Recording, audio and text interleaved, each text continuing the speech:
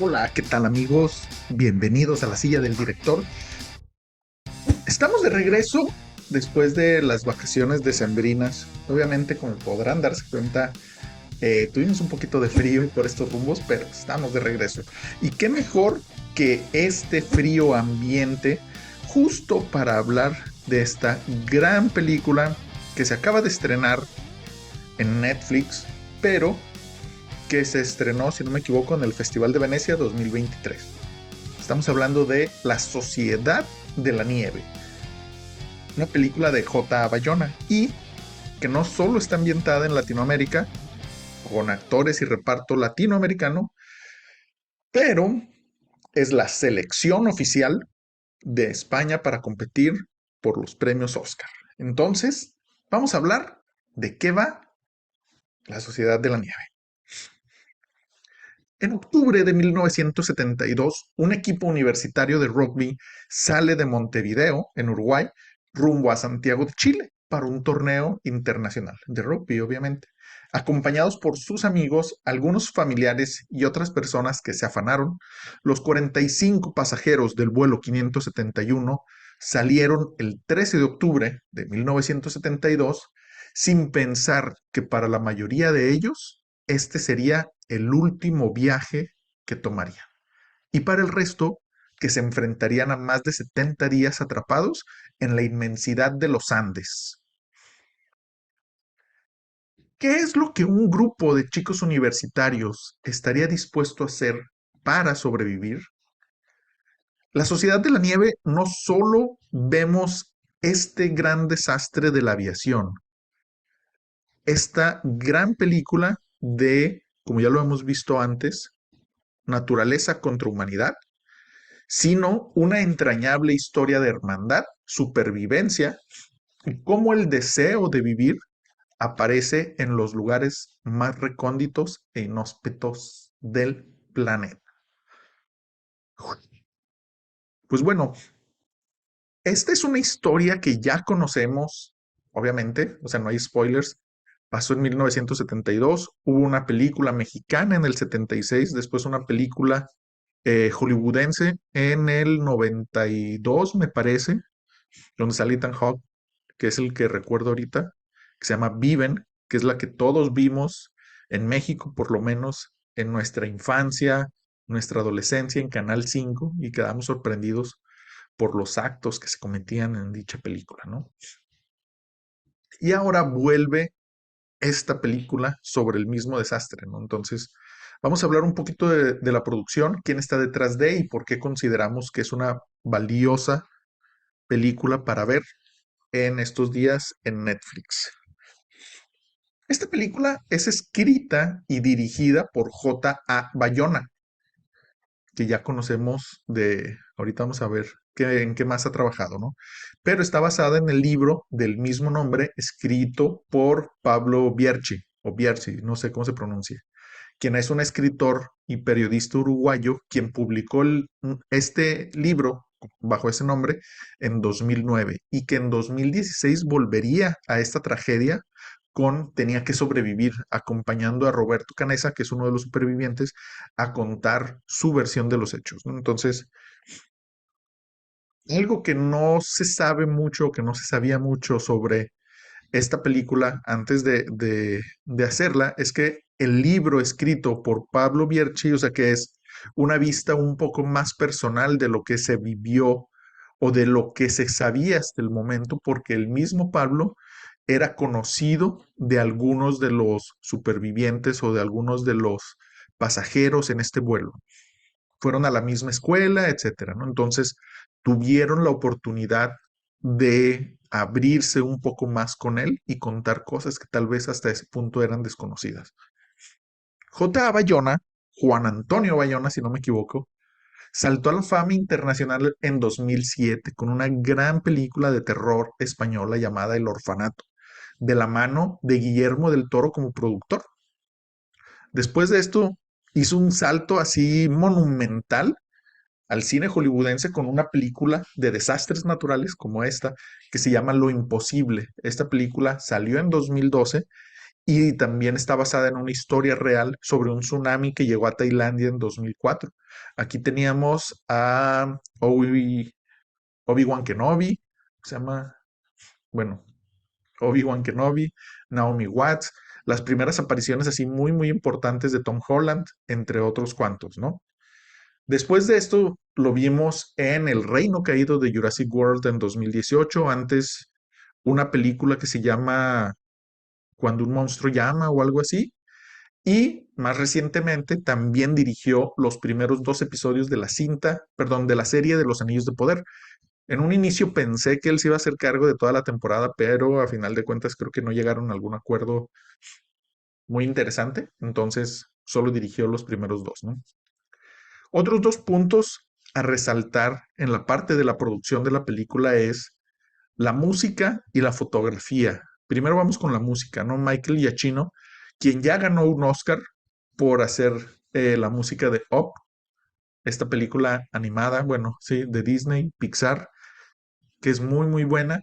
Aparte, también ha estado trabajando en Batman, Jurassic World, de hecho, Jojo Rabbit, Los Increíbles, y prácticamente todo en lo que trabaje Matt Reeves como director. Entonces ahí tenemos la de Batman, precisamente las, ¿cómo se llaman? Las del planeta de los simios, la nueva generación, obviamente. Todo lo que hace J.J. Abrams, desde Lost, pasando por otras cuantas películas más recientes como Star Trek y demás, ¿no?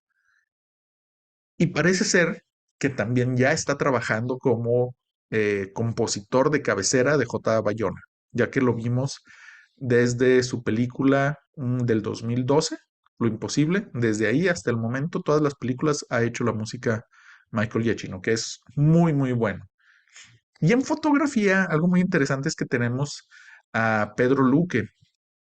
Y comento esto como interesante porque esta persona principalmente venía trabajando en películas de terror, en la fotografía, obviamente, películas de terror como la de No Respires, uno y 2 y luego también el ABC de la muerte, y otras cuantas de esa índole que tienen dos temáticas muy importantes que voy a tocar un poquito más adelante, ¿no? Que es el tema de por qué eligieron a Pedro Luque, principal fotógrafo en películas de terror. Ha trabajado mucho con Fede Álvarez, por ejemplo, y por qué llega a este punto con J. Bayona a la Sociedad de la Nieve. En el cast, la verdad es que no conozco a nadie porque son puros actores latinoamericanos. Como ya les comenté, tenemos argentinos, uruguayos, chilenos probablemente, y la verdad es que no conocía a ninguno. Pero los personajes principales en los que se enfoca, eh, tenemos a Numa Turcati, perdón, Nando Parrado, Roberto Canesa, que es el que escribió el libro de Tuve que sobrevivir, algo así se llamaba, que salió en 2016 junto con el mismo escritor del libro de la Sociedad de la Nieve, Marcelo Pérez, y los primos Strauch. Son en los que me voy a enfocar ahorita, ¿no? ¿Por qué? Porque tenemos a Marcelo Pérez, que era el capitán del equipo de rugby, entonces tenía cierta, no me gusta utilizar esta frase por temas políticos, ¿verdad? Pero tenía cierta fuerza moral sobre los supervivientes. Y luego Roberto Canesa, que era un estudiante de medicina, actualmente es doctor y ha hecho muchas cosas con su vida, ¿no? Publicó el libro de Tuve que sobrevivir o algo así en 2016. Nando, de hecho Numa, o sea, ese güey no tenía nada que ver con el equipo de rugby, pero era primo de Carlitos, creo que se llamaba, uno que estaba ahí, que falleció. Entonces, todos los que conocían Numa en ese vuelo fallecieron en algún punto y él, pues prácticamente sin tener conocidos a bordo de ese vuelo, tuvo que hermandarse con todos los demás para poder sobrevivir, ¿no? Y Nando Parrado, que también un gran personaje que vamos acompañando a lo largo de esta historia. Ahora, ¿qué es lo que pienso al respecto? Pero antes de eso, ahorita, como pueden ver, tenemos frío, los Broncos de Denver, entonces vamos a tomar no agüita mineral, sino un poquito de café. Denme un segundo.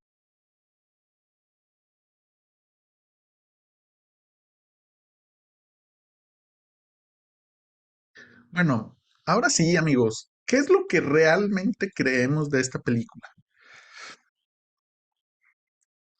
Creo que esta película es de las que me hubiera gustado ver en las pantallas más grandes que pudiera encontrar. ¿Por qué? Porque como lo comentaba hace un momento, de la misma manera que lo imposible en 2012 nos llevaba, nos presentaba lo que es el, ¿cómo se llama? La magnitud que representa un tsunami y podía sentir de cierta manera lo pequeño que eran las personas en ese momento contra el tsunami. Esta película tiene la capacidad de hacerte sentir por unos instantes o de hacerte pensar, por lo menos por algunos instantes, lo que puede ser, lo que puede significar estar varado en el medio de los Andes, completamente a la merced de lo que vendría siendo la naturaleza, ¿no? Entonces, es algo que me hubiera gustado disfrutar en la pantalla más grande que pudiera. Desafortunadamente, creo que a México no llegó a las pantallas grandes. Sé que en algunos lados sí, ya lo vimos como se estrenó en Venecia, pero fuera de eso, es una gran película. No sabría decirte si mi favorita de J. A. Bayona, probablemente sí, por diferentes aspectos, ¿no? Pero aquí vemos toda la habilidad que ha obtenido Bayona y esta combinación entre un cine más personal, por así decirlo, un poco a menor escala, de trabajar directamente con los personajes, o sea, con el sentimiento de los personajes, como lo pudimos ver precisamente en Lo Imposible, en El Orfanato y también en Cuando un monstruo llama.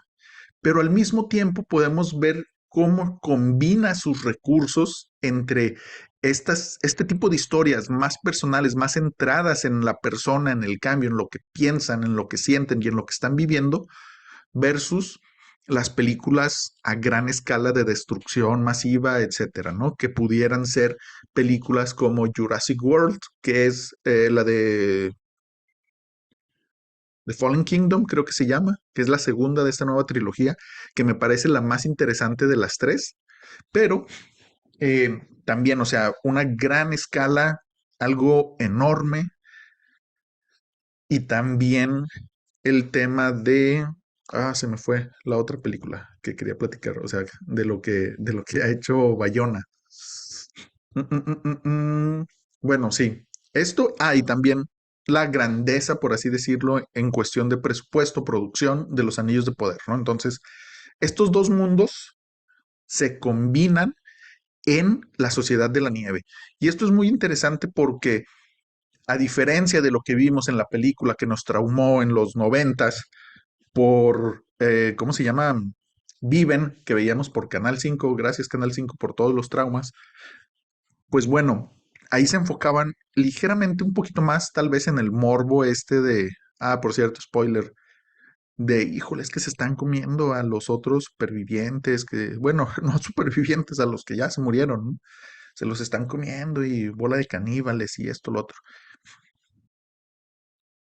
En la Sociedad de la Nieve lo que vemos es precisamente esos conflictos morales e internos que tienen los supervivientes sobre si está bien o no comer humanos para sobrevivir.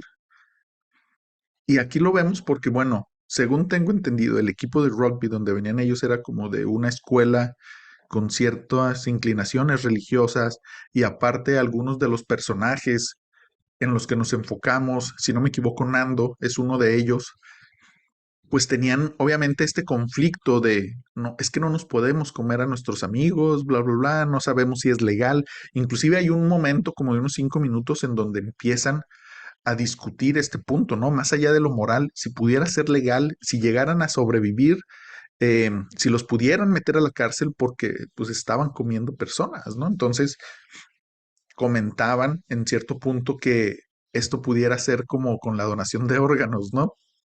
Que le quitan órganos a una persona, se los dan a otra para que sobreviva. Y entra aquí esta discusión de sí, pero pues ellos tienen la posibilidad, o sea, los donadores antes de morir tienen la posibilidad de voluntariamente hacer conocer a los demás que están donando sus órganos. Entonces empieza esta plática, esta discusión interna, moral, filosófica y de supervivencia entre todos los que sobreviven o los que están vivos en algún punto de toda la historia, de qué tenemos que hacer para poder sobrevivir. Ese es uno de los puntos que me parece muy interesante. Otro punto también muy clave y por lo cual creo que la elección de Pedro Luque en la fotografía fue muy acertada, es que tenemos dos, creo yo, dos partes muy importantes en la película. Las tomas que son dentro del avión, tanto cuando va volando como cuando ya está estrellado y es su único refugio en los Andes. Esa es una de las partes. Y otra de las partes es la inmensidad de los Andes, ¿no? Entonces, en este sentido, creo que la elección de Pedro Luque para la fotografía es maravillosa. ¿Por qué?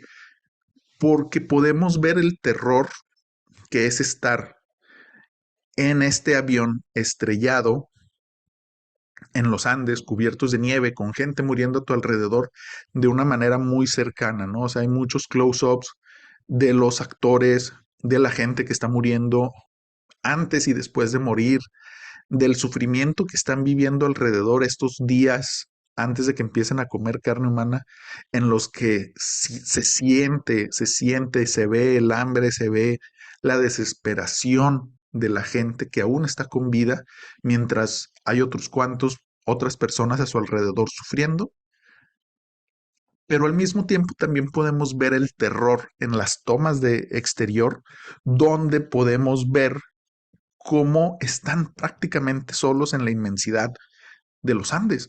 Y un punto muy importante que me parece súper importante y que quiero resaltar es cuando van a hacer la primera expedición, entre comillas, para buscar lo que vendría siendo la parte de atrás del avión, las baterías y los demás, que van subiendo una colina, una montaña, y desde arriba notan que efectivamente el avión no se ve. O sea, obviamente es un avión blanco. No sé por qué siguen haciendo aviones blancos. Deberían hacerlos rojos, amarillos, cosas así muy vistosas para que en estos casos pues sean más visibles, ¿no? Creo. Pero bueno, eh, ¿cómo desde una distancia respetable no se ve el avión? Se pierde con la nieve. Las cosas que están alrededor de que sacaron de los asientos y los demás, las maletas, la gente que está allá afuera y todo, se confunden entre nieve y piedras, o sea, pasan como desapercibidos por el paisaje.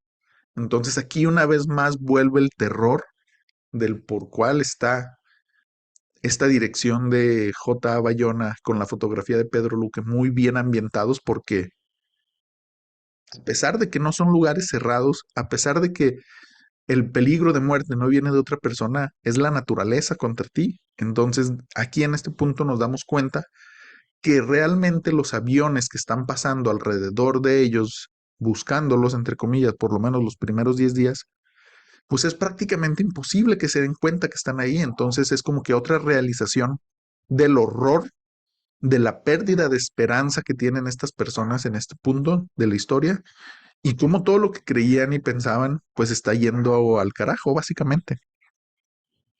Entonces eso está súper interesante. Y algo que me gustó mucho también, ya en la parte de guión y la manera en la que fue dirigido por J. Bayona, porque es un genio en esta película, es, a diferencia de la de Viven, de los noventas, aquí no se enfoca tanto en el hecho de comer carne humana, sino en esta discusión interna, ¿no? Entre los personajes.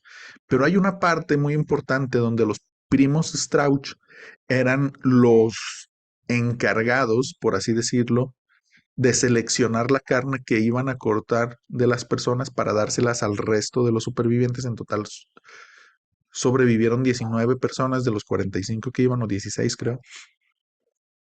¿Y esto por qué lo hacían así?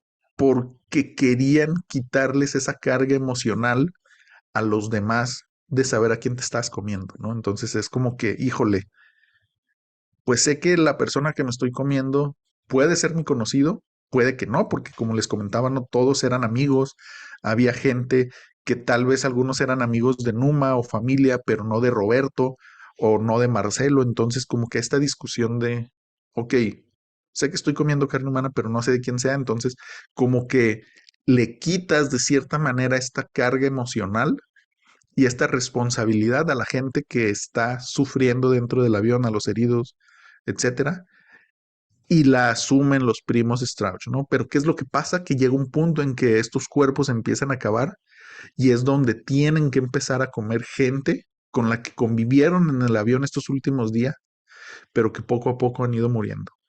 Entonces, este conflicto emocional, ético, médico, como lo quieras llamar, yo creo que es una de las cosas que más me gustaría resaltar de esta película y cómo este deseo de vivir, sobre todo si no me equivoco, fueron Numa y Roberto, que al final, o sea, ya cuando habían pasado más de 50 días, deciden hacer una caminata, cruzar los Andes a pie alrededor de noviembre, diciembre, para llegar a algún pueblito de Chile y decirles, oigan, seguimos esperándolos allá, no sean culeros, vayan a rescatarlos. Eso también es como que este punto de qué estamos dispuestos a hacer para sobrevivir, ¿no? ¿Qué estamos dispuestos a dar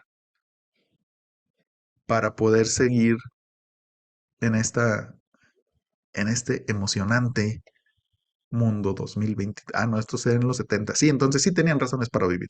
Bien por ellos. Y pues bueno, esta película creo que iniciamos muy fuerte el año. Gracias J. A. Bayona, gracias a los supervivientes del vuelo 571 del equipo de rugby de Montevideo, Old Christian, no sé qué, cómo se llamaba la escuela o el equipo.